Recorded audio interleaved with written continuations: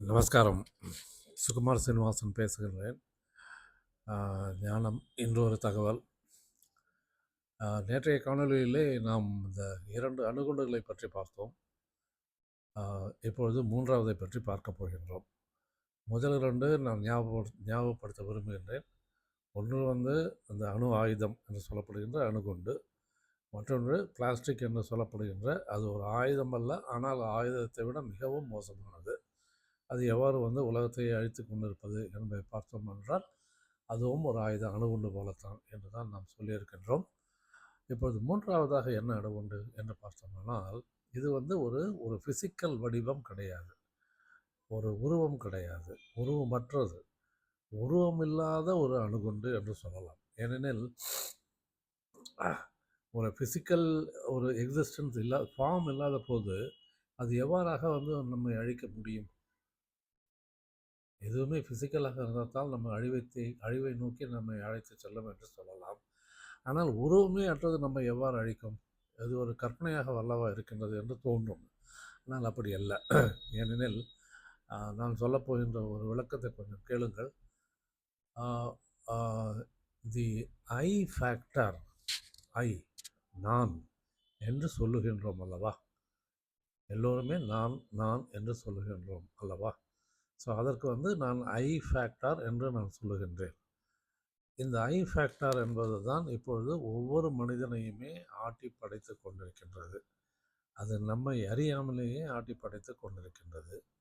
அந்த ஐ ஃபேக்டரை தான் நான் சொல்லப்போகின்ற 3வது அணுகுண்டு என்று சொல்லலாம்.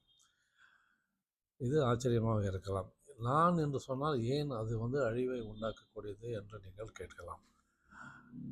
நீங்கள் ஞான மார்க்கத்திலே பார்த்தீர்கள் என்றால் இந்த நான் என்கின்ற தன்முனைப்பு, ஈகோ என்று சொல்லப்படுவது தான் இந்த மனித இனத்தையே ஒரு பிளவுகளுக்கு உட்பட்டு ஆண்டு கொண்டு வருகின்றது. எப்பொழுது மனிதர்களுக்குள் பிளவு உண்டானது என்றால் அதற்கு அடிப்படை காரணம் என்றால் ஒவ்வொரு மனிதனுடைய மனம் அதனுடைய நிழலாக தோன்றுகின்ற தன்முனைப்பு என்கின்ற ஈகோ. இதுதான் இந்த நான் என்று சொல்லுகின்ற ஐ ஃபேக்டர், அதன் மூலம் உண்டாகின்ற தன்முனைப்பு ஆகிய ஈகோ. இது இரண்டும் சேர்ந்துதான் ஒரு மனிதனை இந்த உலகத்திலே செயல்களை செய்ய வைக்கின்றது. மனிதர்கள் மற்றவர்களோடு உறவாடுகின்றார்கள், நிகழ்ச்சிகள் நடக்கின்றன. சொல்லப்போனால் இந்த உலகமே இயங்குகின்றது என்பது நான் என்ற அடிப்படையிலே தான். ஒவ்வொரு மனிதனும் நான் என்ற அடிப்படையிலே இயங்குவதால் தான் எல்லா விதமான உலகத்திலே நடக்கக்கூடிய பிரச்சனைகள் அனைத்திற்குமே காரணமாகி விடுகின்றது. அதை எவ்வாறு என்று இப்பொழுது பார்க்கலாம். இந்த நான் என்று சொல்லப்படுவது, இந்த ஐ ஃபேக்டர் என்று சொல்லப்படுவது, அது சிறு வயதிலிருந்து நமக்கு சொல்லி கொடுக்கப்பட்டது. நாம் சிறு குழந்தையாக இருக்கும்போது நாம் பள்ளியிலே சேர்ந்து படிக்கும் பொழுதே நமக்கு என்ன சொல்லி கொடுக்கப்பட்டது என்றால், நீ நன்றாக படித்து முன்னேற வேண்டும், கல்வி கற்க வேண்டும், நன்றாக படித்து முன்னேற வேண்டும், நீ முன்னேறி முதல் நிலை மார்க்குகளை மதிப்பெண்களை பெற்று உயர்ந்த படிப்பு படித்து நல்ல வேலைக்கு சென்று நல்ல தொழில் செய்து இவ்வாறு தான் சொல்லிக் கொடுக்கப்பட்டது. நீ முன்னேற வேண்டும். அப்பொழுது முன்னேற வேண்டும் என்பதற்கு பின்னாலே என்ன அமைந்திருக்கிறது என்றால், மற்றவர்களை பற்றி நீ எதையும் கவலைப்பட வேண்டிய அவசியம் கிடையாது. நீ உன்னை பார்த்து கொள்ள வேண்டும், நீ முன்னேற வேண்டும், நீ வகுப்பிலே முன்னால் வர வேண்டும், நீ நல்ல வேலைக்கு செல்ல வேண்டும். அப்பொழுது ஒருவர் இவ்வாறு நடந்து கொள்ளும் பொழுது மற்றவர்களை பின்னுக்கு தள்ளுவதையே தன்னை அறியாமல் செய்து கொண்டிருக்கின்றார் என்று எடுத்துக்கொள்ளலாம் அல்லவா? மற்றவர்களை காயப்படுத்திவிட்டு நான் முன்னால் செல்வேன் என்றுதானே தோன்றுகின்றது.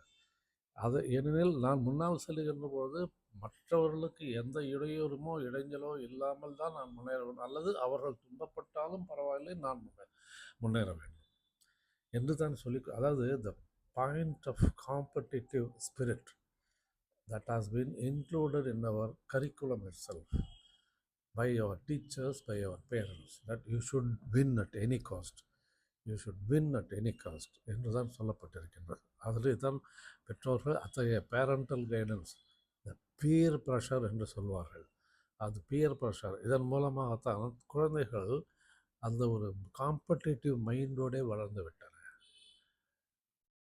அதாவது மதிப்பெண்கள் பெறுவது இருக்கட்டும், முதல் வருவது இருக்கட்டும், அந்த மனதிலே அந்த காம்படிஷன் என்பது, போட்டி போடுவது என்பது வளர்க்கப்பட்டு விட்டது. சமுதாயத்தாலும், ஆசிரியர்களாலும், பெற்றோர்களாலும் இது விதைக்கப்பட்டு விட்டது. ஒரே ஒரு சின்ன எக்ஸாம்பிள் சொல்லுவேன். ஒரு சின்ன ஒரு ஆப்பிரிக்க கண்ட்ரியிலே ஒரு ஒரு ஃபாரினர் சென்றிருந்த போது, அங்கே இருக்கும் குழந்தைகளுக்கு ஒரு போட்டி வைத்தார். அங்கே போட்டிக்கு யார் முதலாக வருகின்றார்களோ அவர்களுக்கு ஒரு வாழைத்தார் பரிசு கொடுக்க முடியும். ஒரு வாழைப்பழம், அந்த தார் கொடுப்பேன் என்று சொன்னார். ஆட்டம் ஆரம்பமானது. எல்லா குழந்தைகளும் ஓட்டப்பந்தயம் ஓடின. ஆனால் பார்த்தால் எல்லா குழந்தைகளும் ஒரே ஸ்பீடிலே ஓடின. எல்லா குழந்தைகளும் ஒரே வேகத்திலே ஓடி இறுதி நிலையை அடைந்தன. இப்போ யார் முன்னால் வந்தது என்று கணக்கெடுப்பது? அவருக்கு புரியவில்லை. கேட்டார், என்ன நீங்கள் ஒருவருக்கொருவர் முந்தி அல்லவா ஓட வேண்டும், நீங்கள் எல்லாரும் ஒரே மாதிரியே ஓடினீர்களே என்று கேட்டார். அதற்கு அந்த ஆப்பிரிக்க குழந்தைகள் சொன்ன, நாங்கள் எங்களுக்குள் ஒருவருக்கொருவர் முந்தி ஓடி இருந்தால் ஒரு சில பேருக்குத்தான் அந்த பழம் கிடைத்திருக்கும். ஆனால் நாங்கள் ஒரே வேகத்திலே ஓடியிருந்தால் இப்பொழுது எல்லோருக்குமே அது ஈக்குவலாக கிடைக்கப் போகின்றது என்று சொன்னார். இந்த மனநிலை புரிகின்றதா? ஒரு மனித சமுதாயம் நாகரிகமாக வளர்ந்த சமுதாயம் என்று நாம் சொல்லி கொண்டிருக்கின்றோமே, அதற்கு இந்த ஒரு ஆப்பிரிக்க குழந்தையினுடைய மனநிலை எந்த அளவுக்கு ஒரு வளர்ச்சியடைந்த நிலையில் இருந்திருக்கின்றது, அவர்களுக்கு கல்வி அறிவு இல்லாமலே அந்த வளர்ச்சியை அடைந்திருக்கின்றார்கள் என்றளவு நாம் சிந்தித்து பார்க்க வேண்டும். அந்த மக்களுடைய அந்த குழந்தைகளுடைய மனதிலே அந்த காம்படிட்டிவ் ஸ்பிரிட் என்பதே கிடையாது. இருப்பதை பகுத்துண்டு உண்ண வேண்டும், இருப்பதை பகுத்துண்டு உண்ண வேண்டும். அதைத்தானே திருவள்ளுவர் சொன்னார். பகுத்துண்டு பல்லுயிர் ஓம்புதல் நூலோர் தொகுத்தவற்றுள் எல்லாம் தலை என்று சொன்னார். அத்தகைய மனநிலை நம்முடைய ஆதிகால குழந்தைகளில் இருந்தது, ஆதிகால மனிதர்களுடைய இருந்தது. ஆனால் பின்னாலே ஒருவருக்கு ஒருவர் மேல் உண்டான பொறாமையின் காரணமாக அது வேறு விதமாக சென்று விட்டது. இப்பொழுது நான் எதை பற்றியும் கவலைப்படக்கூடாது, நான் தான் முன்னாலே செல்ல வேண்டும். நான் கம்யூனிஸ்டாக இருந்தாலும் சரி, நான் கம்யூனிசத்தை விரும்புகிறேன், ஆனால் வரிசையிலே நான் தான் முதலிலே நிற்பேன். அப்படித்தான் இருக்கின்றார்கள். அது எந்த அரசியல் கட்சியாக இருந்தாலும் சரி, எந்த பவர் யாராக இருந்தாலும் சரி, நான் முன்னாலே இருக்க வேண்டும். அது தொழில் செய்பவர்களாகட்டும், அலுவலகத்திலே வேலை செய்பவர்களாகட்டும், நான் முன்னேற வேண்டும். வேலை பதவி உயர்வு கிடைக்க வேண்டும். மற்றவர்கள் கிடைக்காவிட்டால் எனக்கு பரவாயில்லை. அத்தகைய ஒரு போட்டி மனப்பான்மை இந்த ஐ ஃபேக்டரில் தான் வந்தது. அது இருந்துட்டு போகட்டும். ஐ ஃபேக்டர் மூலமாக இவ்வாறு நடந்து விட்டது, சரி. ஆனால் மக்கள் ஒருவருடைய ஒருவர் உருவாடும் பொழுது இந்த ஐ ஃபேக்டர் என்பது முன்னாலே நின்று கொண்டு அவர்களுக்குள்ளே எந்த விதமான அமைதியான ஆனந்தமான உறவை உண்டாக்கவே இல்லை. இந்த ஐ ஃபேக்டர் மூலமாகத்தான் நாம் நமக்குள்ளே பிரிவுபட்டு கிடக்கின்றோம். சாதி வாரியாக, மத வாரியாக, மொழி வாரியாக, நாடு வாரியாக, தேசம் எல்லாவற்றிலையும் பிளவுபட்டு கிடக்கின்றோம். செயற்கையான விஷயங்களுக்காக பிளவுபட்டு கிடக்கின்றோம். செயற்கையான விஷயங்களுக்காக ஒருவருக்கொருவர் சண்டை போட்டு கொண்டிருக்கின்றோம். உலகத்திலே இப்பொழுது 11 இடங்களிலே போர்கள் நடந்து கொண்டிருக்கின்றன. ஏன்? எல்லோரும் வாய்ப்பு வசதி எல்லாவற்றையும் பெற்றுவிட்டோம், எல்லா விதமான சுகங்களையும் பெற்றுவிட்டோம். ஆனாலும் ஒருவருக்கொருவர் சண்டை போட்டு கொண்டிருக்கின்றோம். தன்னைத்தானே அழிக்கக்கூடிய விஷயத்திலே, தன்னுடைய இனத்தையே அழிக்கக்கூடிய விஷயத்திலே மனிதன் தான் முந்தி நிற்க, ஒருவன் தான், முந்தி அல்ல. மனித குலம் ஒன்றுதான் தன்னைத்தானே அழித்து கொண்டிருக்கின்றது. எதனால் என்றால் இந்த ஐ ஃபேக்டர். ஐ, நான், எனது, இதுதான் நான். ஏன் இந்த பற்று, நான் என்ற பற்று? அது செயற்கையானது என்று ஞானிகள் சொல்லிவிட்டார்கள். ஐ என்பதற்கு காரணமே உனது மனது தான். அந்த மனதை அழித்துவிடு, மனமில்லாமல் இருந்து கொள், அதுதான் உண்மையான ஞான நிலை, உண்மையான வாழ்க்கை என்று சொல்லிவிட்டார்கள். ஆனால் அதை நாம் ஏற்றுக்கொள்ளவில்லை. அவ்வாறு சொல்லியிருக்கின்றார்கள் என்று கூட தெரிந்து கொள்வதற்கு நாம் தயாராக இல்லை.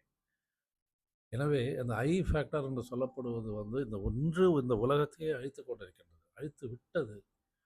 அழித்து விட்டது. எந்த காரணமாக தான் நான் முன்னாலே சென்று ஜெயிக்க வேண்டும் என்று நினைப்பதால் தான் எல்லாவற்றுமான பிரச்சனைகளும் உலகத்தில் இருக்கின்றன. அவற்றை தீர்க்க முடியாமல் மனிதன் தவித்துக் கொண்டிருக்கின்றான். அதற்கு காரணம் என்னவென்று கூட அவன் அறிந்து கொள்ளவில்லை. ஆனால் எப்பொழுது ஒரு மனிதன் தன்னை பற்றிய அறிவு பெறுகின்றானோ, ஞானம் என்ற அறிவை பெறுகின்றானோ, என்லைட்டன்மென்ட் என்று சொல்லக்கூடிய அறிவை பெறுகின்றானோ, அப்பொழுது இந்த ஐ ஃபேக்டர் என்பது சுற்றிலுமாக மொத்தத்தில் அழிந்துவிடும். அந்த ஐ ஃபேக்டர் அழிய வேண்டும். ஆனால் இப்பொழுதுக்கு அந்த ஐ ஃபேக்டர் இருக்கின்றது, எல்லாரிடமும் இருக்கின்றது, எல்லா 700 கோடி மக்களிடமும் இருக்கின்றது. அதனால்தான் நாம் இன்று துன்பத்தோடும் பிரச்சனையோடும் வாழ்ந்து கொண்டிருக்கின்றோம். அதனால் தான் சொன்னேன், இந்த ஐ ஃபேக்டர் என்பது ஒரு அணுகுண்டு என்று. இதுதான் இந்த 3 அணுகுண்டுகள். இதை எவ்வாறு நாம் டீல் செய்யப் போகின்றோம் என்று தெரியவில்லை. ஆனால் உங்களுக்காக ஒரு வெளிச்சம் போட்டு காட்டியிருக்கின்றேன். நன்றி, வணக்கம்.